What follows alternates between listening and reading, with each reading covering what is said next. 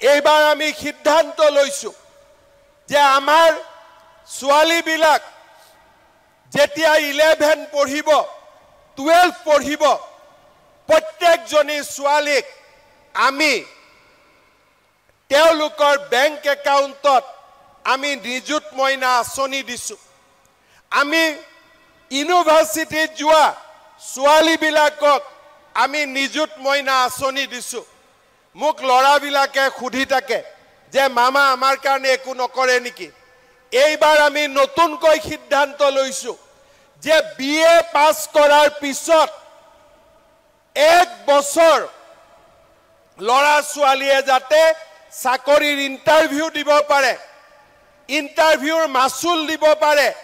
পৰীক্ষা দিবৰ বাবে যদি গুৱাহাটীত যাব লাগে গুৱাহাটীত যাব পাৰে বিএ পাস কৰা প্ৰত্যেকটো লৰাক আমি এক বছৰৰ কাৰণে মাহত ২৫০০ টকাকৈ আমি দি থাকিম যাতে সি কাৰো ওচৰত হাত পাতিব নালাগে আজি মই বিএ পাস কৰিলো দেউতা মাই মোক বাৰে বাৰে টকা দিব নোৱাৰে চাকৰি এটা পাওঁতেও এবছৰ মোক সময় লাগে